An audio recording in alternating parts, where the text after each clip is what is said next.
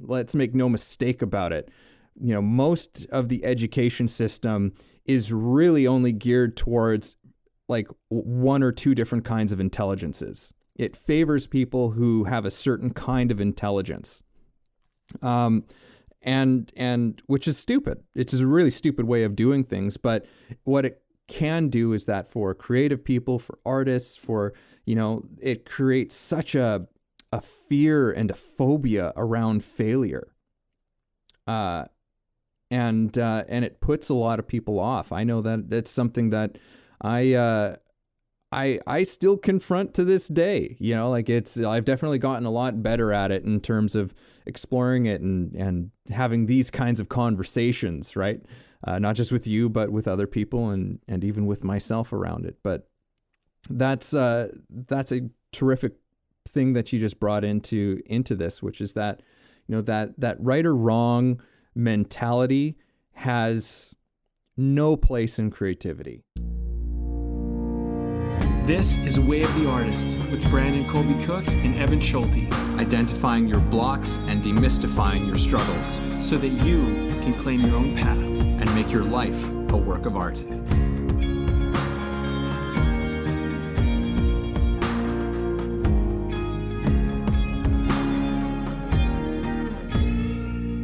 People of the podcast world, welcome to our show.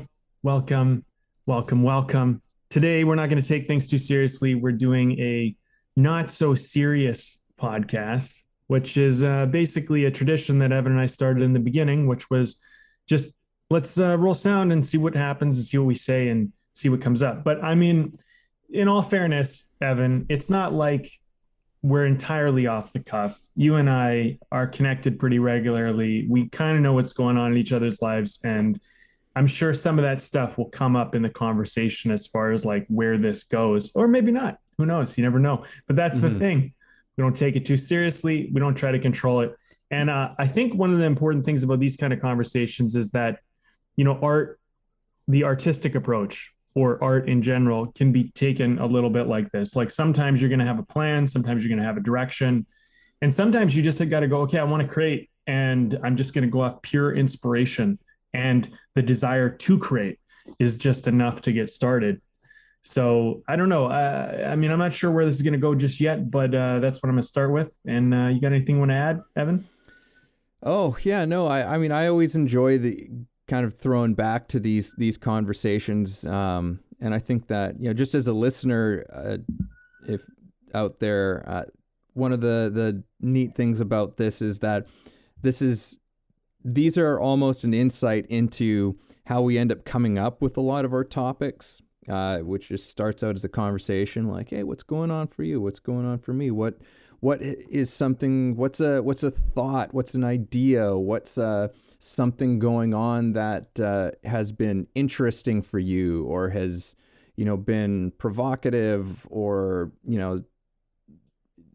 anything along those lines, right?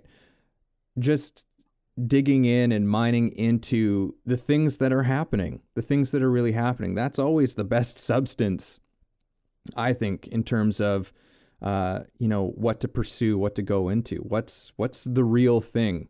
That's in many ways what I'm teaching actors. It's like, well, what's the thing that's actually happening? And not what you think is happening or what you think should be happening, but what is actually happening with that person right in front of you right now. Like that's the thing to get involved with. And when you get involved with the thing that's real, that's when I think really, really cool things start to happen. So I imagine that's somewhat what we're gonna jump into now. And I hope everybody enjoys the ride.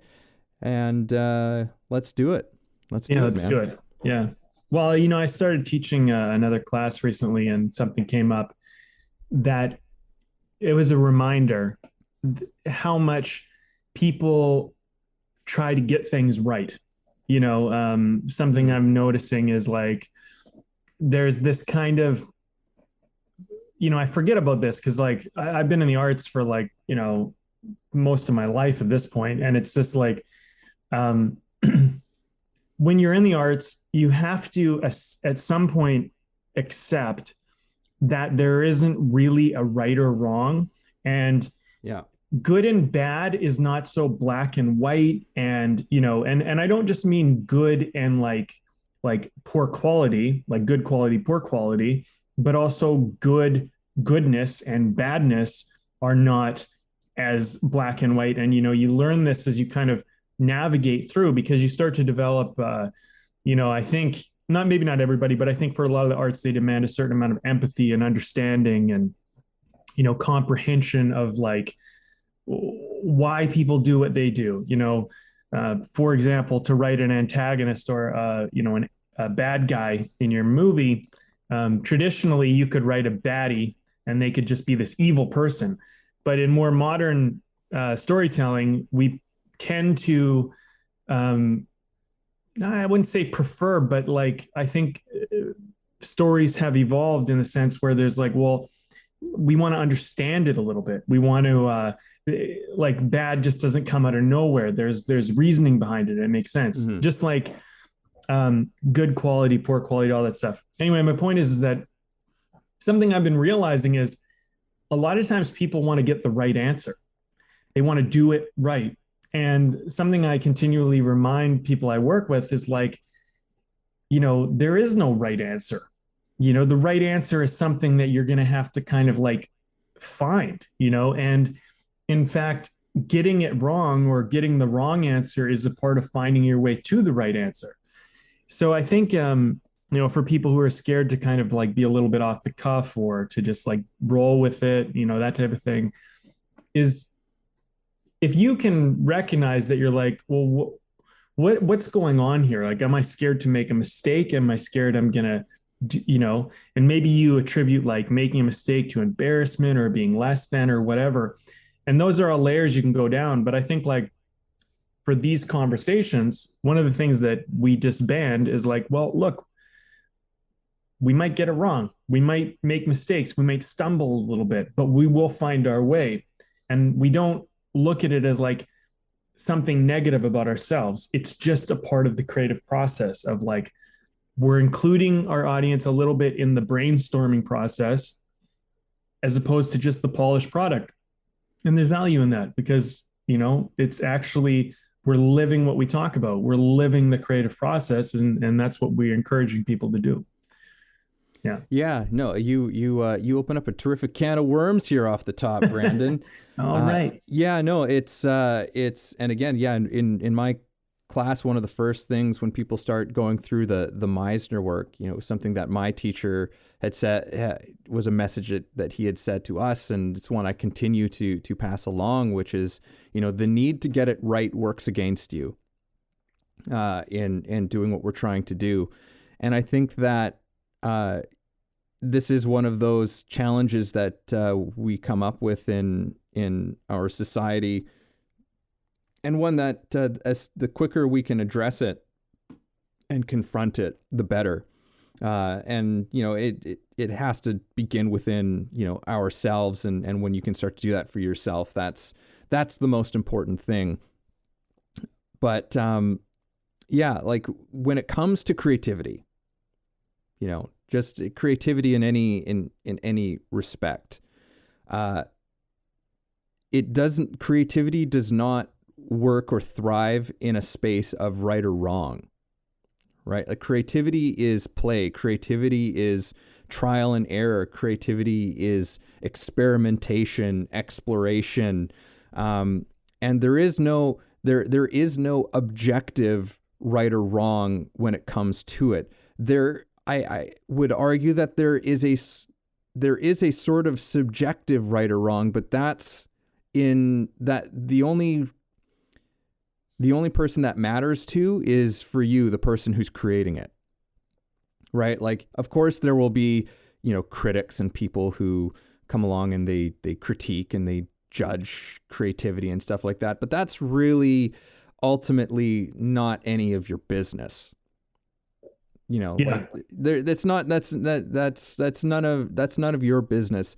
Ultimately, it's your engagement with creativity and what is the right thing for you in doing this?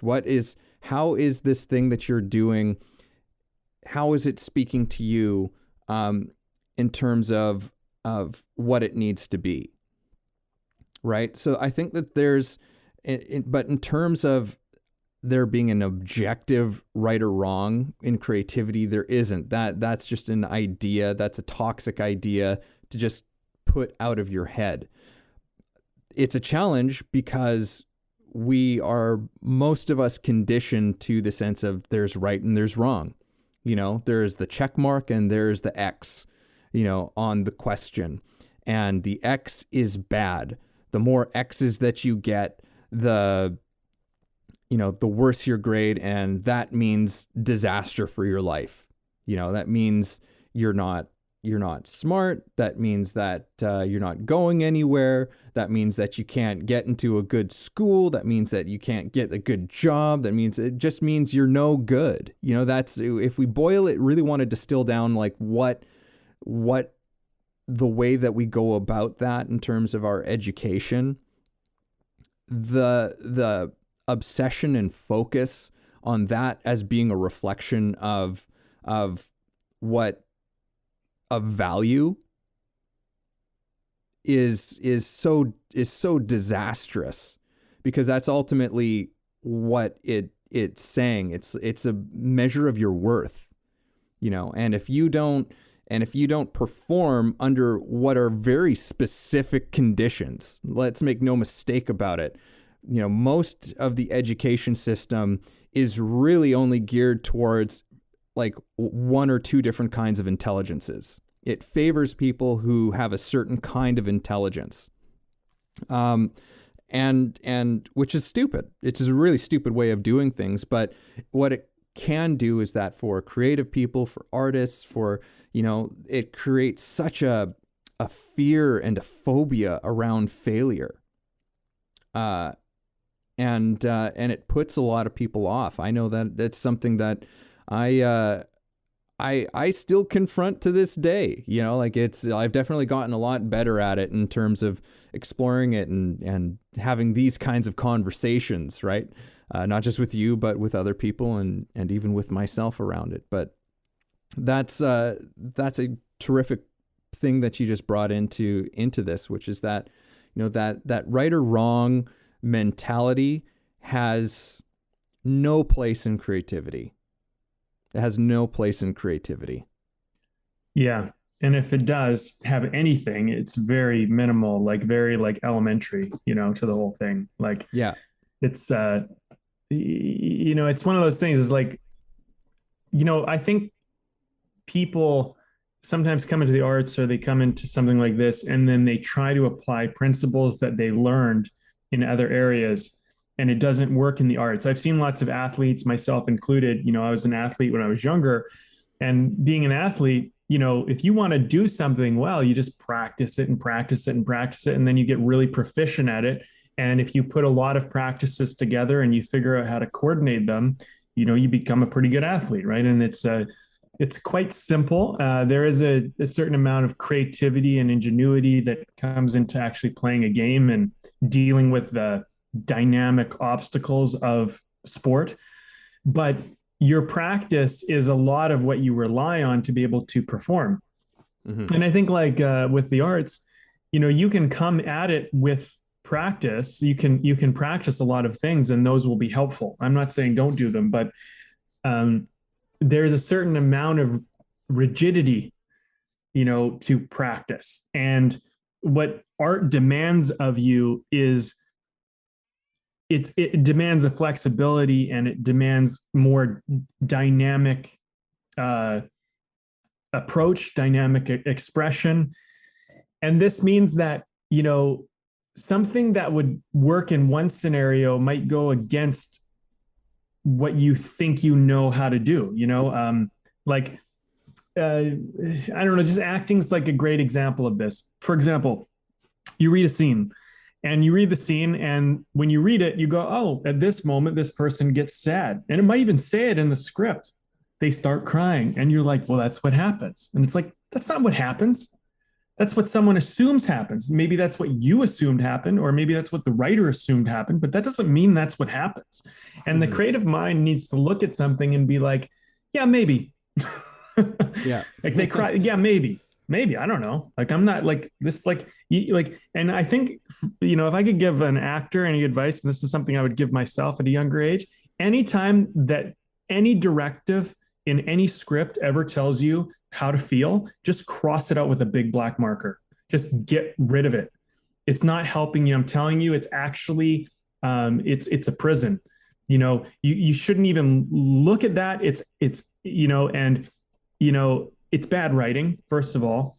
The only reason why there should ever be emotion written, particularly in a screenplay, is to help suggest or inform what is going on so that people understand it.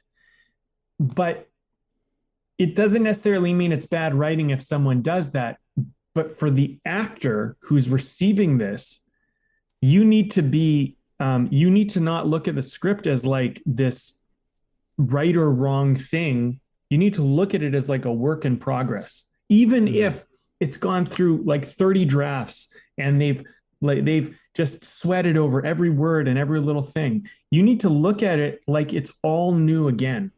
And it's just so important. And I think in our like schooling system, when we get something, we go, this is it. This is the final answer. This is the solution. This is it. And in art, you look at it more like this is the beginning of the thing. It's not the end of it. And I'm going to find the end, which is not yet written or created. It's going to be discovered. And that's often done in the moment, later. And when you're in it, and you just have to kind of trust that it built enough of the foundation for you to find out what's built upon it. And that's like a weird way to approach life. If your whole life you've been going about life like there's a right final answer, and art is like the opposite. Yeah, and it can be uncomfortable because, as we've spoken about so many times, creativity is in an unknown space. Yes. Creativity, and you have to go into that unknown space with it in order to do it, and that can be a very uncomfortable thing. But it is the price of admission when it comes to true creativity. Totally. I wanted to also touch on just a few things about what you were saying as well in terms of acting and writing and in relationship, that relationship that exists there. When it comes to, and I know this is specific for actors, but it's because this is like an interesting debate that goes on in the acting world, which is just like, well, you have to honor the author's words, and for a lot of actors, they think that includes those kinds of directions, like this is the emotion that you are supposed to portray, and the punctuation, this is supposed to be how this is said. And I don't think there's any hard and fast rule to that. I think that sometimes it's more important than and sometimes it's less important.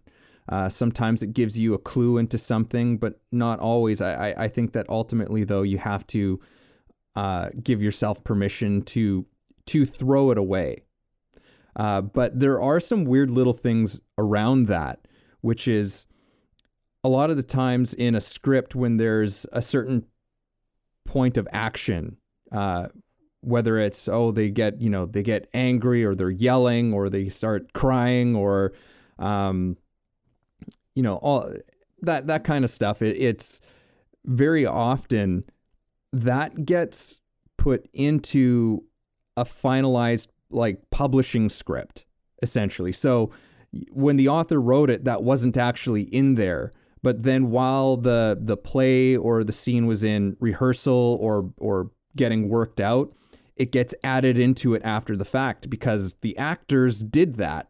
And they're like, oh, that was good. So then they just kind of shove it in there, but it was never there to begin with. Yeah. Right? Like, so it's actually the product of the actors not having any idea of how the scene is supposed to be performed, but just seeing where it goes. And then at some point, someone says like, I like that. And so it goes in there. So that's actually, I think that's a fascinating element of how sometimes that stuff comes into play. And then one other thing, I know I'm talking about something very specific here, but there's also, and when it comes to more so like things like punctuation as well, there's a terrific book by, well, it's not necessarily by him, but it's based on William Esper, who's an acting teacher. And he has this great bit where he's talking about punctuation in like a play or a screenplay. And he's like, that is there for your experience as a reader, because it gives you a sense as a reader of what is going on. It's for that medium. It's for the reader medium. He's like, but it's not for the actor medium. He's like, because people don't work in punctuation. We don't speak and function in punctuation. Punctuation is a literary device. It is there for a reader to consume. But and I thought that was such a poignant observation and point as far as the actor and the immediacy and spontaneity with which they need in order to do their jobs well. So I know I kind of went off on a tangent there, but it's just something that I find really, really fascinating. So I hope if there's any actors or writers out there who are listening to it, that there's something useful there. Yeah. But, you know, it's well, there's a few things that are coming up for me with this conversation. And I mean, we revisit a lot of stuff from one podcast episode to the next. And there's a lot of reoccurring themes. A couple that are really big for me right now are this sense of presence and this sense of play are just so important in the whole dynamic. And when I think about those things, it's this presence to me is this ability to respond in the moment. It's almost like the game of creativity. Like presence is you playing the game, right? And so then it kind of demands a certain element of play. And when you actually play, you're not trying to play right. You know, if you're actually playing, there's not really a right way. It's like you're trusting the instinct and you're trusting and there's an element when I think of play, at least for me, I mean, I don't know. I mean, maybe other people have a different experience of it, but to me, there's this element of fun. And it's kind of, I don't know, like it's the exploration, the dynamicism of being in the moment and just like letting it happen and flying by the seat of your pants and all of that, I think is such an important part to, how you approach things. And I don't think that people should like listen to this and go like, okay, so that means I just wing it always. It's like, well, no, it doesn't mean you just wing it. I mean, it doesn't mean you don't practice anymore. It doesn't mean you don't, think about it and work it out and fully consider what you're doing. But when it comes down to it, when you're in the actual doing of the thing, you got to let all that go. You got to let it happen. And, it's this kind of thing where it's like, you did all the work and you just trust it. And now it's just let it unfold, Yeah. And like sports, I find we're like that, just like art. I mean, when you're in the moment and you're about to do something, like you're about to take a shot, you're about to, try to deke or get around somebody, or you're trying to do something, you have to be responsive to the moment that's happening. Yeah. There's many ways in which it can unfold, and you need to instantaneously, from one instant to the next instant, be totally present and responsive to what is happening. If you have any idea like in your mind as to what might happen, you have to let that go, because that is what's going to get you caught up. Yeah.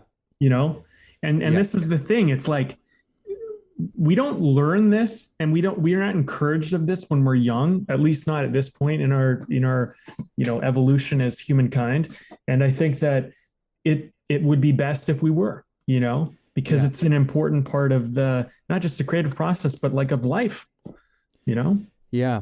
Yeah. I think like one of the strange things around this is that, presence is a very high degree of intelligence, because it's only when you're present that you really are fully able to meet whatever challenges that you only know through being completely present, whatever challenges you run into, what is actually required to solve them.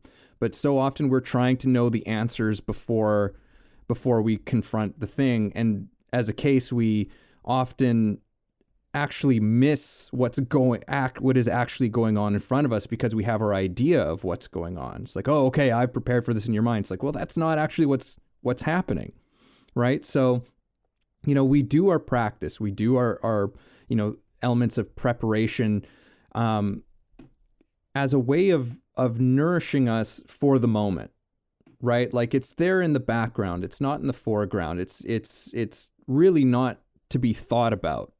That's the thing. Like in the moment, it's not to be thought about. It's not to be brought out. Just as like an example of this, I could use an acting example, but let's just use a real life example here, a potential real life scenario. Okay. You're having a conflict with your partner or a family member or a friend, right? There's some sort of an issue that you have going on. You're having a disagreement, right? A very passionate disagreement. And you're off on your own, you're in the car, you're out for a walk or something, and you are imagining in your head this fight playing out, right? This argument, because you're about to see them, and you're imagining this fight playing out. And you're imagining them saying all of this stuff to you, just like, oh yeah, well, you didn't do this and you didn't do that. And you're just like, okay, and when they say that, I'm going to follow up with this. This is what I'm going to say. And, like this is, I think that most of us can relate to that. We imagine these things because we're like, I want to be prepared. I want to be prepared for this thing that is coming. So then it actually comes to it. You walk through the door, you see this person, and after, an awkward little dance around, the person looks to you and they just say, I'm sorry. I fucked up. And now you're going, oh, because you were expecting a fight. You were expecting something to go down. This, this happens with actors all the time in performance. Like you have this idea of how this scene plays in your head, and then your partner comes in with something completely unexpected. And now this whole plan that you had for how you're going to do the scene is out the window. And if you try and force how you had it before, it's going to just be weird. It's not going to make any fucking sense to you, to your partner, or to anyone who's watching it. Yeah, totally. Right. So, but it's the same thing. We do the same thing in our lives. We plan and prepare for these situations in our mind because we think that that's going to keep us safe. We think that that is the smart thing to do. But very often it completely works against us because we're not actually prepared for what we're walking into. And by not being able to recognize and respond spontaneously to the moment with openness, with honesty, with vulnerability, with compassion, those things are going to serve us in a more intelligent way than any plans that we can come up with. Like it's okay to have plans. Like I'm not saying but they're in service. They're in the background. You go by the plan until something happens that the plan doesn't work anymore. That's always the case. Plans, we've talked about this many times. Plans always fall apart in the face of a challenge it hasn't considered. Right? And there's always things that we have not considered. Our lives are inundated with these plans, and then the things that happen that interrupt those plans, right? Because we just don't have that level of insight. None of us possess that, of what exactly is going to happen. We're living through that right now. as you know, across the world of just being like, of some of the most intelligent minds in the world not really knowing how things are going to pan out. You know, so a little bit of, I think, when we can accept that, we can accept some humility, it shows us that the intelligent thing for us to do is to be present, is to respond to as much as possible, learn how we can be present and to respond to the moment as it presents itself to us. Yeah, I think also there's another element to all of this is, assuming that other people know what's going on. It's just like most people don't even have an inkling. Like most people are faking it, and um, they do this. They do this either out of ignorance because they don't even know they're faking it, or they do it intentionally because they're just trying to make it work and get through it. A lot of life is just fake it till you make it, whether you like it or not. Because I mean, the bottom line is like you start out in this world like knowing nothing really, and then you kind of have to learn as you go. You never know enough to know everything, and so a lot of it is just flying by the seat of your pants, figuring out as you go. And this is all unknown, and when we look at someone else and we go, oh, like they've studied this or they've done that, like they must know. It's like, doesn't mean that they know. It just means that they're doing it, and I think like there's this weird perception that people create where they think, oh, like this person knows something I don't, or they have figured this out. And in some ways it's like, yeah, like maybe they figured out some stuff, but like when you start to realize how little everyone knows, you just sort of, okay, well, like even if they know a little bit more than me, they only know a little bit more. They don't know that much more. You know what I mean? So I'm going to go out, I'm going to figure it out, I'm going to try it out, And I think that I hope, I mean, I don't know if we are or not, at least in my circle, it's happening. But I think more and more people are moving away from authority as some type of guide, and they're beginning to become their own guide, their own author, their own authority author of their life, where they begin to say, well, like, look, I make the decisions. I decide what's best for me. And, I think when you look at authority or you look at trust, don't ever let anybody tell you to trust them. It's like, no, you don't tell me to trust you. I tell you I trust you. It's my trust to give, not yours to take. It's mine to give. And when we start looking at this stuff in terms of this is ours, that like we have the thing and we decide to give it, as opposed to you just ask for it and you take it from me, or you demand it of me, or you expect it of me, we begin to actually become the authors and authorities of our own life. And I think like when you start to see that, like the people who are supposed to be authorities, they don't have any idea what they're talking about. And you can look at this in your, you might see this in your teachers in school. You might see this in like politicians, you might see this in all sorts of people. And you start to look, it's like, you don't know what you're talking about. You're just standing up on a stage acting like you know what you're fucking talking about, and you don't, and so it's like, okay, great. So, I'm going to acknowledge that. And maybe you're doing that for various reasons, but it doesn't mean that I have to just accept this. And I think like what's really important too is like when you look at what you're doing in your creative life, you can read a book on acting or screenwriting and it can tell you should do this and you should do that. Look at it with more critical perspective. Like look at it in terms of,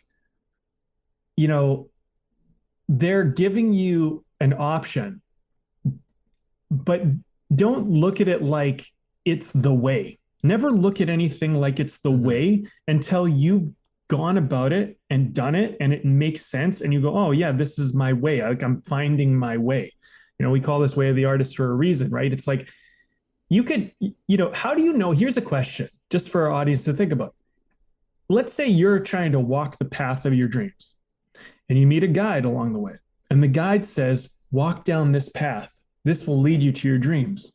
And you go, oh, they seem to know. They must know where I should go. So you go walk down that path.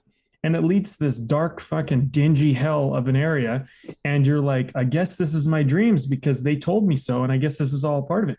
Maybe they led you astray, but you never asked because you just trusted blindly to someone that led you astray. So maybe the next person you meet, you might look at them and go like, okay, well, the last person, they said with confidence, go this way, and I believe them. Maybe you'll look at that next person with a little more skepticism, a little more critical mind, and really like go like, well, how do I know that they know the path? You know? And maybe because you walked down the wrong path already, or you know, had some experience with that, you begin to go, what seems right for me inside? You know, is what's inside of me contradicting with what this person is telling me? And if it is, you know, maybe you go your own way, and maybe you go your own way and it leads you down a bad path. And you go, okay, maybe I was being arrogant about what I thought I should do. You know what I mean? But this is part of the navigating. You got to learn through your own walk, through your own travels, what the right way is, who to listen to, who to not listen to.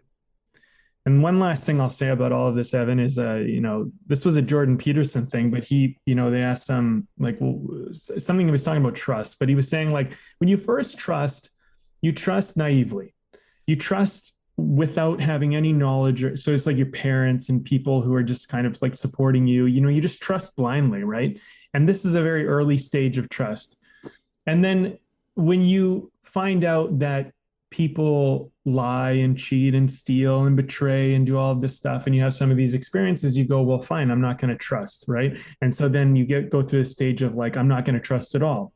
But ultimately, trust is a very important element of us moving forward as humanity, not just of other people, but of ourselves and all of this, right? And then he said the third stage is trusting out of courage. You trust because you're courageous enough to trust. And there's a huge responsibility that you're taking in that. You're like, this might go wrong, but I'm courageous enough to deal with the consequences of making the wrong choice. And I would say that most people are not at that stage where they're being courageous enough to deal with their own mistakes. They're actually just avoiding their mistakes. So the artist needs to be courageous at the end of the day, because you need to trust that the choice you're making is the choice, and that you are responsible for the consequences if you make the mistake. And then you're going to deal with that. And some, you know, you can say, well, I'm not going to trust at all. And you can just stand still. And that's one way to do it. But like, your dreams ask you to go forward. So if you want your dreams, if you want your bigger ambitions, or, you know, just if you want to like live a more whole life, you have to trust, which means you have to have courage. So roundabout way, man, it's all a combatant of fear. I mean, I say this like every fucking episode, but it's all just don't listen to fear. And if you're scared of something, you know, take responsibility, and it's all a risk, but like, go like, okay, I'm going to do it because, you know, I want to, and we'll see what happens. You know, like, you don't know how it's going to play out. You could stay still, or you could go forward. And I think if you want to move to that stage of really, you know, moving forward in whatever it is you're trying to do, it's going to take courage one way or the other. There's just no two ways about it. It's, you know, at some point you got to trust yourself. You got to trust other people. People are going to lead you astray. You're going to make the wrong choice. It's going to happen, but you just go, okay, well, I'll learn from that. If that's what happens, I'll learn from it. You know? Yeah. Hey, it's Evan with a quick public service announcement. If you're enjoying the conversation you're hearing and finding it helpful, then please help us and take a second to subscribe to the podcast. And we can all be people helping other people, and that's awesome. Now back to the show. Yeah. It's interesting you bring this up. Well, I haven't actually said this on the podcast, but this seems to be to be a good segue into this. But you know that I'm going to be expecting my first child, probably the only child, next year, and so you know it gets last words. it gets you.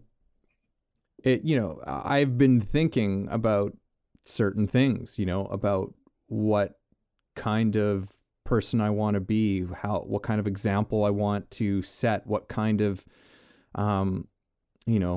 hopefully wisdom that I want to pass on. And one thing that I was actually just thinking about today was, what is a piece of wisdom? And I don't know exactly how this all got started in my mind, but what I was thinking about today was be weary of people who speak and act like they have all of the answers. The mark of wisdom is humility. And just because I'm I don't want my kid to get bamboozled by people who just, because there's so many people out there like that. Sometimes I get worried. I'm like, oh, I hope we're not putting that kind of shit across on our show here. I think as much as possible, we're just trying to understand and dive into things and learn, is really what we're trying to do is we're trying to learn together. But I am always myself. I've learned to become weary of people who act like they have the answers. I have the answer for you. Here it is. Yeah. For only $19.95.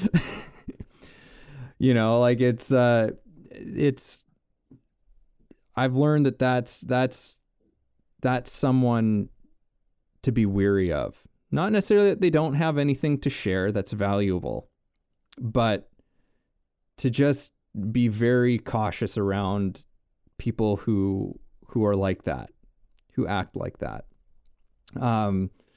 And also in everything that you were saying, you remind me of a quote that I actually just saw yesterday, which I think pertains somewhat to this, and definitely pertains to our time, even though this was said in 1946 by Gertrude Stein. She said, "Everybody gets so much information all day long that they lose their common sense." Mm. Can anyone relate to that one? She was saying it was from her writing she did called Reflections on the Atom Bomb. Mm. Yeah. But it's just information is not necessarily intelligence. Information is not necessarily wisdom. Yeah. And information is not you don't know, you don't really know all the time if the information you're getting is accurate, true, because so much of it comes back down to perception. One of the things I think I came across at some point, I must have been years and years ago, but it was like a guide or a mentor. They don't tell you they don't tell you what to see. They help you see where to look. They don't tell you what to see when you look over there. They just help you to look in a direction that that can help you. You know what I mean?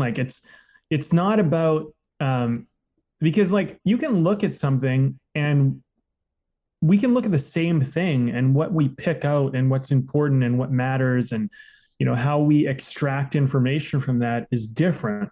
And you have to remember that every time someone tells you some bit of information, it's coming through their value system of what they think is important. And a lot of the time, the information that people are telling you is not important to you. It's maybe important to them, or maybe they think it is, but this is the one thing that we have to be very mindful of. It's you have to continually go pick and choose what actually matters. What do you want to work with? Because there's plenty of information, there's plenty of things to see, and there's plenty of things to notice, but what do you want to be focusing on? What do you want to notice? And your superpower is in your attention. Your superpower is in your focus, right? So if you want to focus on, we can look at this in terms of if you want to look at how the world is everybody's treated unfairly and it's doom and gloom and we're all going to hell in a handbasket, and you want to focus on that, you'll get a lot of that because that's what you're looking for. And if you want to look at how, we're constantly transcending it and we're figuring it out and we're getting better, or at least I'm figuring out how to get better through it, you'll see a lot of that. So they're both there. The dark and the light and everything in between is always there. But what part of it are you going to see? And look, I'm not saying that like there's another side of this, right? Like if you just want to feel good and you want to like look at the world and you're like, I don't want to look at anything bad and I'm going to stick my head in the sand and just, pretend it doesn't exist. I mean, do so at your own peril, because at the same time, like if you're denying the fact that something bad is happening and you just refuse to look at it, deny at your own peril. Like you're going to fall victim to it because you're just not noticing it. Like, if something doesn't feel right and you're just like, I won't pay attention to that because that doesn't feel good and I don't want to see that. It's like, look, reality doesn't care that the rock's falling on your head. If you see the rock falling on your head, move. You know what I mean? Don't just be like, oh, like I don't want to pretend a rock's falling on my head or I don't want to look at that. It's like the rock's going to hit you, so you got to move. So like, I think there is a certain kind of practicality to seeing the darkness as much as there is to seeing the light. But, you can live in your goodness, in the goodness and the feel good, but don't ignore the shadows. Don't just like block them out entirely. You know what I mean? Yeah. There's a balance. And I think sometimes people hear that and they go, oh, well, I'll just focus on the good. And that's like a Band-Aid solution to a problem. It's like, oh, I get it. It's simple. Like, don't oversimplify it. Like it's how much shadow you want to see and how much light you want to focus on is entirely up to you and whatever seems necessary. And sometimes you're going to need to see more shadow than you are light because it's actually for your survival. But in other times when it's not about that, focus on the light and then just, see the shadows pass. But and it might be at one point in your life, it's mostly light, but at another point in your life, it's mostly shadow. And it just depends. Like it's not like a one size fits all through all your life, through all the time that you live. It's an ever changing dynamic thing, Yeah. Yeah. I think that, it's interesting. I'm sort of just thinking about this, what you're saying in terms of light and shadow and that relationship, because it's like, yeah, what is that relationship and what's presenting itself to me right now is that if you choose to remain ignorant of the shadow, you are precisely that. You are ignorant. You will be incapable of actually helping to solve problems because you don't understand the problems enough. You don't understand the challenges. You don't understand how you can help and how people need help, right? So that's the problem. That's sort of the shadow of ignoring the shadow. Yeah. Right. And just choosing the light. However, if you only focus on the shadow, the thing that the light offers is actually a way. Like the light is offering a place for us to get to. So if we're not looking for light either, you just stay stuck in the problems, and lost in the darkness. And lost in the darkness. The light, the light points the way, right? It gives us. Or you could argue. Sorry, Evan, I don't want to cut you off, but you could get lost in the light because if you have no shadow, no differentiating element, it's just bright white light. I mean, you get lost in that too. So yeah, and that's essentially I contrast. Think what I'm trying to say, is that like either way, right? Either way, you don't. Either way, you can get lost in either, right? Like you remain ignorant if you stay in the darkness, but you're equally ignorant if you stay just in the light, right? Through the balance, we actually find we can have compassion and wisdom, which is, I think, part of what the dark and the shadow offer us. when we open up to it in a useful way. Because yeah, like some of the most kind people that you'll ever meet are people who have been through some shit. They they know what it's like to go through difficulty. They know what it's like to struggle. They've experienced suffering and come through the other side of it. And so it helps us to become wise when we're listening to it. It's all something useful for our own learning. But yeah, there's a balance there for sure. Yeah, there's balance. And I think that, one of the key things about balance is just that it's different at different times, and I think when someone tries to give you some blanket idea on how to approach anything, it's like, well, this is only relevant some of the time, and I like, it's like when you're playing a sport, right? You're behind a goal or you're behind points and you got to press, you got to be offensive, you got to push, you got to catch up. Because if you lose the game, there's other consequences and blah, blah, and the goal is to win the game. So you press and you're offensive and you put your attention on trying to create opportunities and scoring chances and whatever. But then there's the other dynamic is that you're up a goal and, you're currently winning. And sometimes, offense is a good approach, but sometimes you want to be in defense, and it's about, okay, well, like we need to, buckle down. We need to back up. We need to not take too many risks so we don't leave ourselves vulnerable or open, and various sports do this in different ways and whatever. But like life is like that, there's a time to press and be offensive. There's a time to be defensive, and it's totally dynamic and dependent on the situation. So, the risks that you take when everything is just, taken care of, everything's good. You can take sometimes bigger risks and, it would be, it would be mindful and smart to do so. But there's times where you're like, maybe you're in more of a survival mode, or things are more desperate, or things are more challenging, and you need to be more conservative. And the risks you take need to be smaller, and not because you're scared to take a bigger risk. It's just more intelligent to take a smaller, more conservative risk. And that's going to be totally dependent on the situation. And this is where presence come in. This is where it's like, you have to pay attention and be like, well, what situation am I in right now? And when in a sense, the score, then how to respond and what to do. And then again, you could be in a position where normally you would defend, but you decide to take a big risk and you decide to be very offensive and go for it because you figure that going against the norm is actually better for you. But you have to decide, is the point.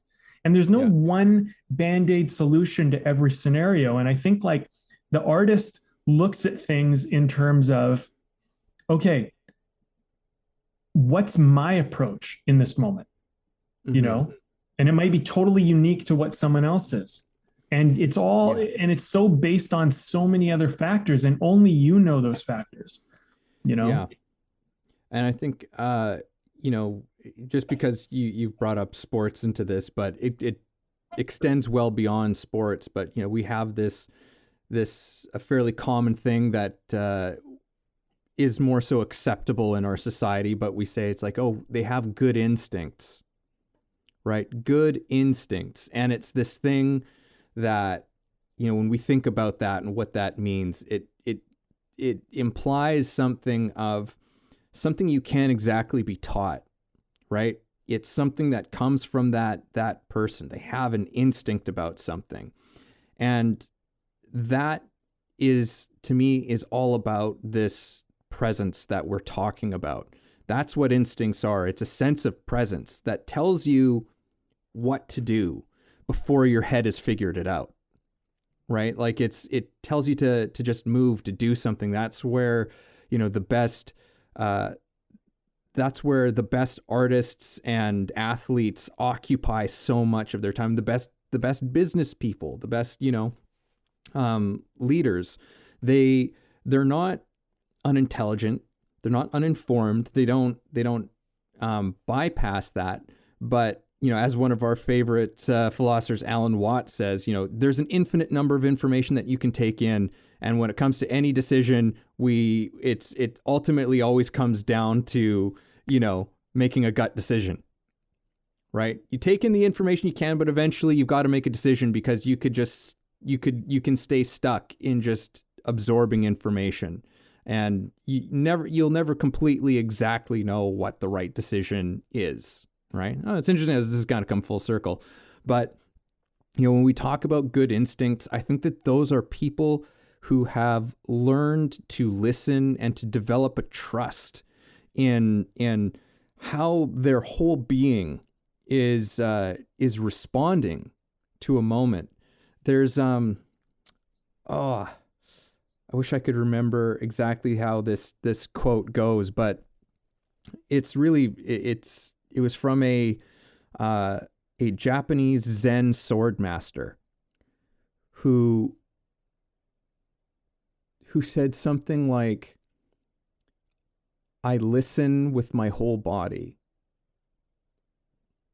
Or I think it was just like, "I think with my whole body."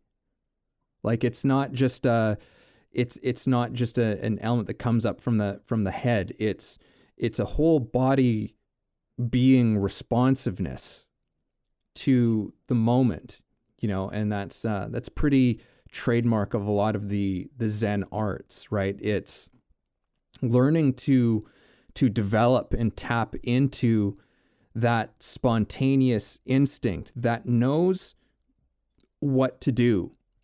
We were just visiting, recently, and you and myself and my wife Kat, we were talking about, those moments where you're just like, how am I doing this right now? Right? Like, especially in I think we were speaking specifically around sports or something right now, where you're just like, you're just weaving in and out of people, and you're just like, how am I doing this? I don't like, but it's just something has clicked together. That's those moments when everything has just come together. That's when those good instincts have come into play, where there's not really thought about what's going on. There's just doing it. Right? That's good instincts. So, I don't know. I think that instincts it's one of the acceptable terms that we have for it, because I could say intuition, and sometimes people get a little weirded out by it's like intuition as a word. A lot of people love the word, but good instincts seems to be the one that's like most acceptable in our culture. But it does speak to something. It speaks to something that we experience as human beings. Yeah, there's a lot of elements around all of that. Is it experience? Is it like, your observation of patterns, and knowing how things tend to play out, and so then you have an intuition about it or an instinct about it. I think at the end of the day, like, the goal in your life is to live fully and to enjoy it and feel like you can. I think, if you're listening to something like this podcast and these types of talks, there's something inside of you that you want to get out, or there's some way or some thing you're trying to do that's important to you, or there's something, maybe you just want more, and that like calling, that thing that's there is trying to find an outlet and a way to navigate. And I think like a lot of what we're looking at when we have these kind of conversations is, well, how do I remove those blocks that are stopping this thing from being able to come out and do what it needs to do? I don't know. Life is not this black and white thing. And I think that you can do your life in a black and white way, and you can get a certain kind of results, and you can play games that work in a very systematic way, like, go to school, get a job, do this thing, you can do all that stuff, and it's very predictable, and it's very kind of like mundane and boring and whatever, but it is what it is, and does certain things and it gets certain results. Is it fulfilling? Does it make you, does it make you wake up with purpose, or is doing it something that you're trying to escape from all the time, where you get home and you're like, oh, I just need a break from that bullshit. I need like to have a drink or watch TV or do something, right? Like, and if you're having that response for a lot of what you're investing in time and energy into your life, that might be a calling to say like, hey, like, I don't want to like just try and get through my life so I can escape it. And if that's how you're living, something like these kind of talks is something where you can start to go, okay, well, like, if I was to approach my life in a new way, in a less standardized, less predictable way, what would I do and how would that look? And, like, fortune favors the bold, right? Very, very famous kind of saying. It's like, look, you're going to have to like dare a little bit to try, go into the unknown, do something a little bit less common. And I think if you're going to do that, you need to simply accept the fact that you're going to make mistakes and you're going to make errors and things are going to go wrong. And you just decidedly say, like, if things don't go as I plan, I'll deal with it when that happens, and in a lot of the dealing with it when it happens gives you that resilience and that stuff, which actually is what builds your courage, which makes you more bold. And then because you're more bold, you can take more chances, and you begin to see like, hey, I'm okay. Like, all these fears and things that are manufactured in my head are just manufactured. They're not real. And if you try to live really comfortable life, I think there's actually like, you get this temporary kind of victory, but it's like a huge cost that comes later. And you don't always see that in the moment. But I think a lot of people experience it, or they have an insight into it. And so then they go, well, like, I don't want to just play the black and white game. I don't want everything to just be boring and simple and like unfulfilling. There's more to this, but that requires you being a courageous and dynamic person, or stepping into the courage and dynamicism that you have. You just haven't given it space. And I mean, to do that, it's just like, like what we're saying, it's like, you got to be willing to step into the unknown. And, like, just to kind of give a more solid example of that, it's like, black and white world is, this person's in the position, they're the teacher, they're the doctor, they're the politician, they're the whoever, and they know. That's black and white world. They know and I don't. That's black and white. The artist world is, they say they know and I don't know if I know. And I'm not going to say that they do know, but let's see. And you look into it. You don't just trust someone because they wear a white lab coat, or like I studied social psychology, and it's a fantastic study, because what you start to realize is that there's like, they did experiments where it's like, all someone had to do was wear a white lab coat and hold on to a form, clipboard, and people would listen to them, and it's like, oh, if they look like a duck, if it quacks like a duck, it is a duck. It's like that yeah. It isn't. You know what I mean? But it's just like, we have these social cues where we literally are like in the matrix, because we just follow them because we were told to follow them. And that's a very black and white, limited type of thinking. And you can be easily misled that way. And you don't think there's plenty of scammers out there that are just walking around aware of this, totally taking advantage of you because they know that's how you work? Like, you got to be more critical. You got to stop doing your life on this robotic model of black and white, and everything just is as it looks. There's so much more going on. And I think the artist wants to investigate that. And they don't just want to, it's a necessity, because, the only way to break out of this like mechanical black and white way of doing life is to begin to be critical of it, is to begin to question it, is to begin to sometimes defy it. you know. But if you're not willing to do that, I mean, you're just going to continue to be in the robotic existence of predictability, you know, and there's no art in that. Just there isn't, you know. Yeah. Yeah. Yeah, absolutely. Um, we're not drinking a beer today because we we had to record this one earlier, an early morning podcast. So beer was a little early for beer for our taste. Yes. So we're just drinking the good old Java. The good old Java. Good old I don't Java. really have much to say about it other than, you know, it's nice to have a little coffee. Yeah. I'm drinking just in the spirit of what we normally do. I'm drinking Ethical Bean. Oh, Ethical nice. Bean, sweet espresso. It's my go-to. Nice, well-rounded, not too dark. Doesn't have that burnt taste to it, which so much coffee does.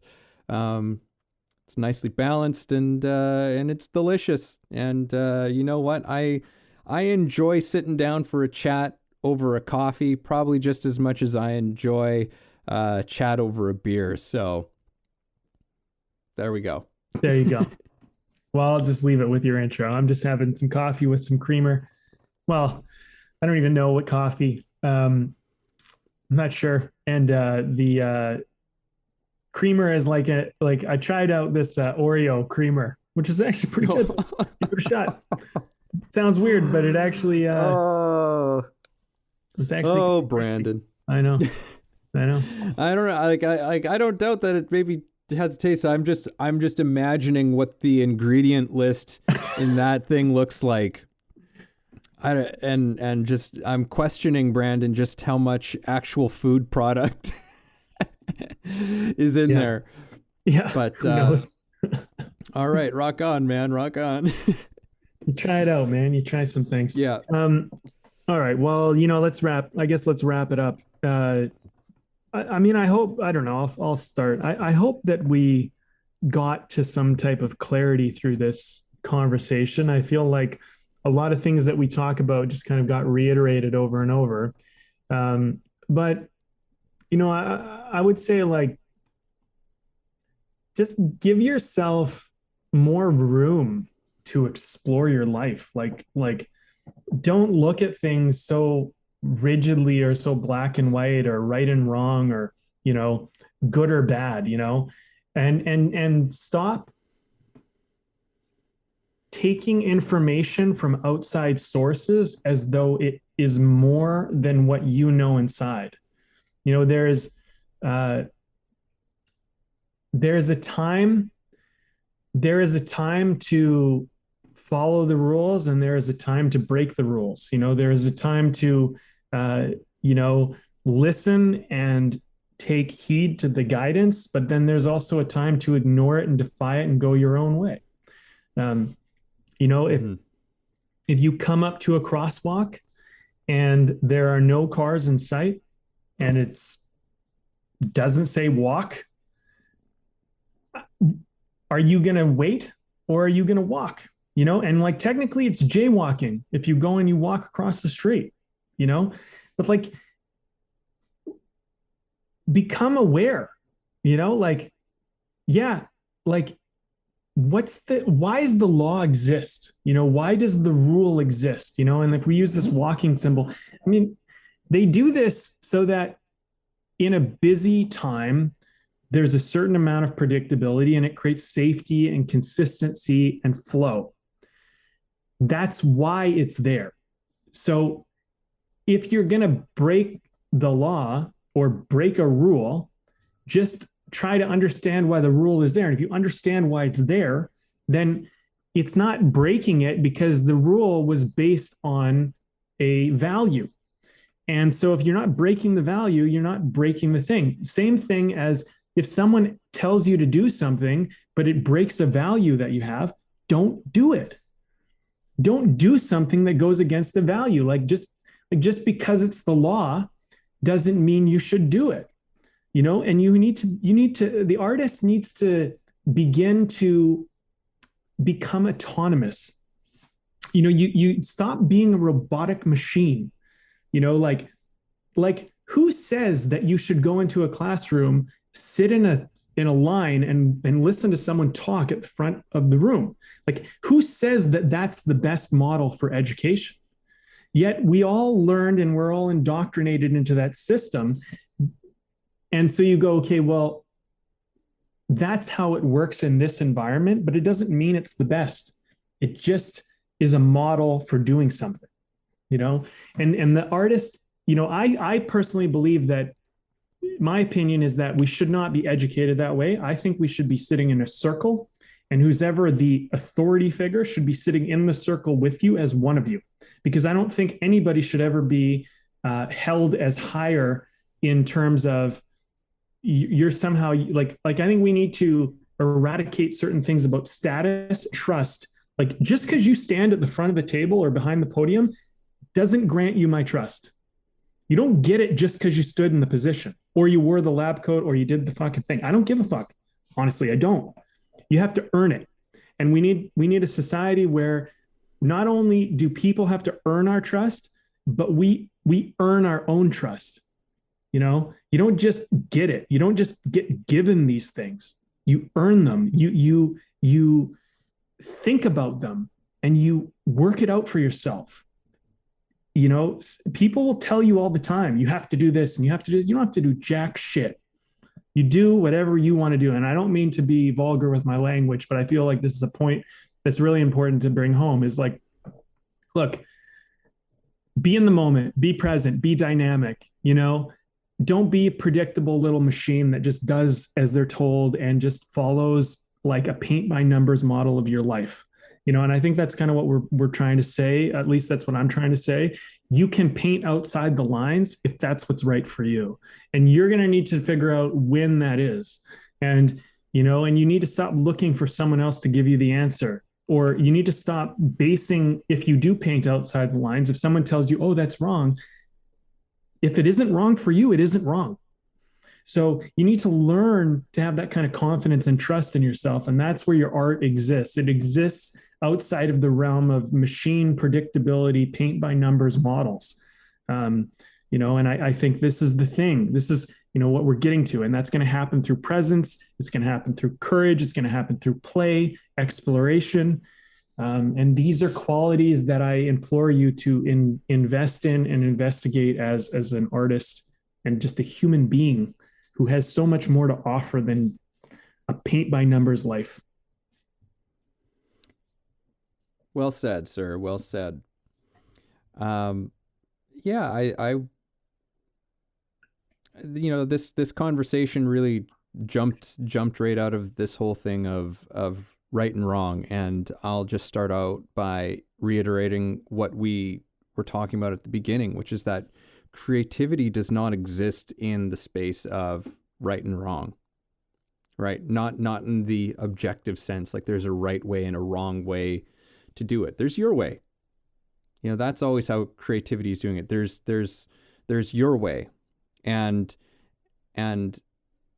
discovering how you do it.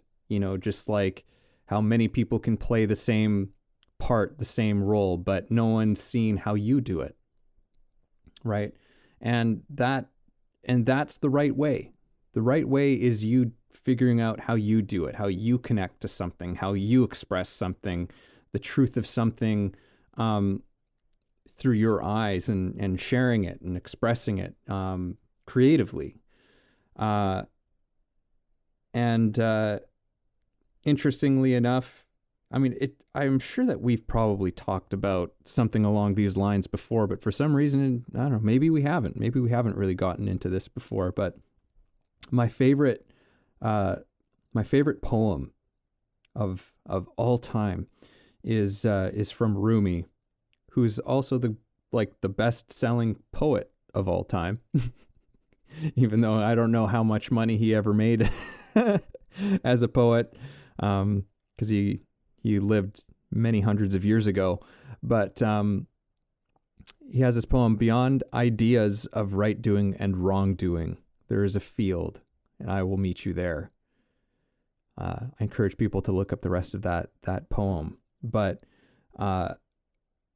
there is a creative space that exists beyond just right and wrong. The creative space exists in the space beyond right and wrong. So learn, just explore that space. Take yourself out of, as you said, like this black and white type of thinking. Immerse yourself in the murky gray areas and find your way through. Work your way through and see what you come out with at the other side. We can't tell you what you'll come out with, and no one can tell you what you'll come out with, but you might have something to share with us. You might have something to contribute. You know what I mean? Because everything is constantly evolving. Even our information of what we understand to be materially true in the world is changing every single day. What we once thought as certain and absolute yesterday is a complete falsehood the next. So it's not about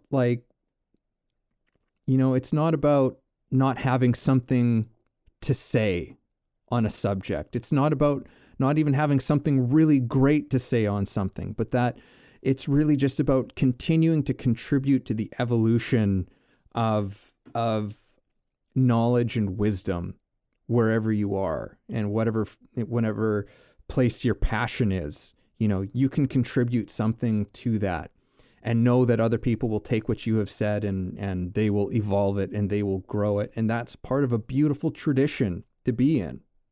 Just we all stand on the shoulders of giants, and we've taken what's been done before, and we take it to new places when we're willing to do it. But that only comes from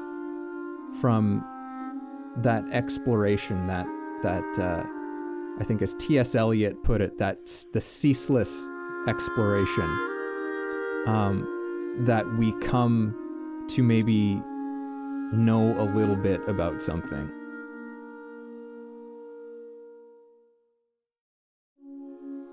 Thank you for listening in on our conversation today. We hope you found something helpful that you can carry forward with you. Head over to our website, wayoftheartist.com, for more free exclusive material and learn about the show. If you haven't already, please support us by subscribing to the show, sharing it with people you know, and keeping compassionate, creative conversation going.